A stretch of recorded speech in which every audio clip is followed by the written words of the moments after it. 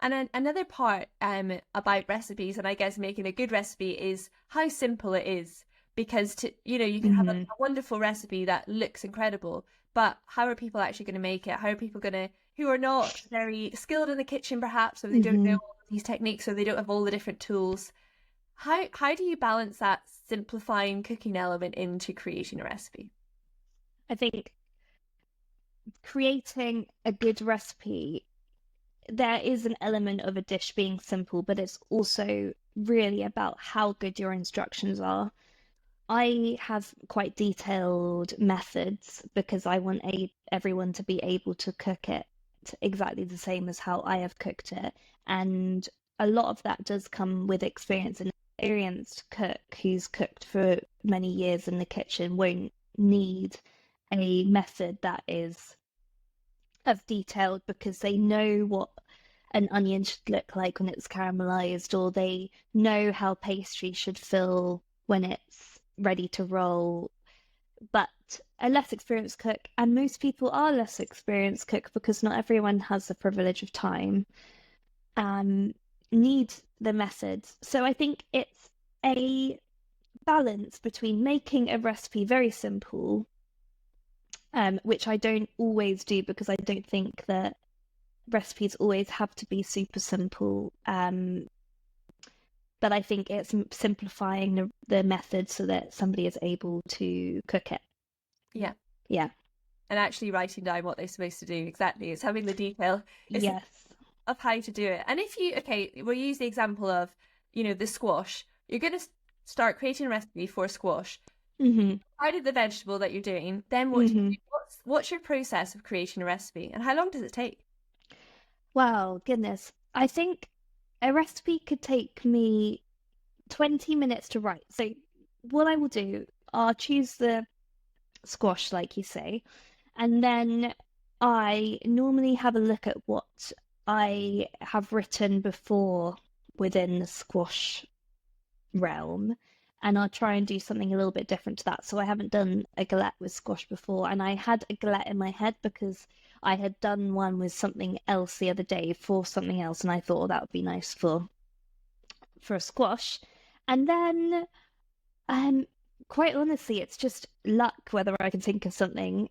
Squash needs something salty to go with it. This is just from experience. I know this. I know that sage goes nicely with it. It's some sort of salty cheese, so it could be goat's cheese or it could be feta. I went for feta.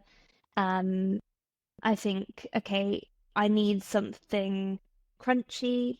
So in general, most of the time, I'll try and do something that has a salty element, a sweet element, which would be the squash in this case, a herby element, so I'm going to go for sage. Then it needs a crunchy element. That's always really important in a recipe that you have something that is a crunch. So I went for hazelnuts, and you just kind of know from experience all of these foods go together. And then I will write the recipe. So I will write a pretty good method and all of the ingredients. And some ingredients I put question marks by in terms of grams, but most of the time, just because I've been doing this for a long time, I can work out exactly the grams that I will need for most of the ingredients. Something like pastry, I have written a million times, so I'll just copy one of my pastry recipes over from a different recipe. And then this one I put hazelnuts in, so I will just work out how much flour I need to take out to put how many hazelnuts I need to put in. And then after that, I will test the recipe. So I'll have it on my laptop as I cook it, and I will be going through making edits on the recipe as I am testing it. And when I'm testing it, I make sure that everything is super accurate. So I'll weigh out everything to the gram.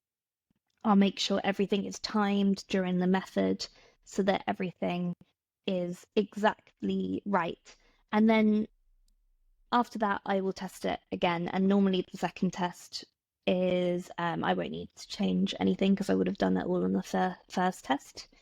And then that is basically the complete recipe.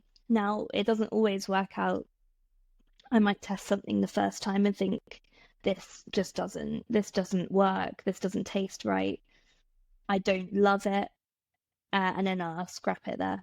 Or I might really edit it and then try it again. But most of the time, I'll know from the first test whether I'll scrap it or not. Does that happen often that you have to just say, oh, no, this doesn't work? Um, it happens a reasonable amount. I think it's most of the time I think, oh, it's not good enough, or it's not tasty enough, or my idea that I had in my head just on when in reality just doesn't quite gel. Yeah. And where Yeah. do you do your shopping for all of these recipes? Well, I do a lot of shopping, and I do it online. I'll either do it Waitrose or Ocado. I'd love to go to a greengrocer's, but we don't have one near me, so I have to do Ocado. Also, Ocado is quite good because it has everything, all of the specialist foods that you might need, whereas the other supermarkets around in Portsmouth, they are not as great, basically.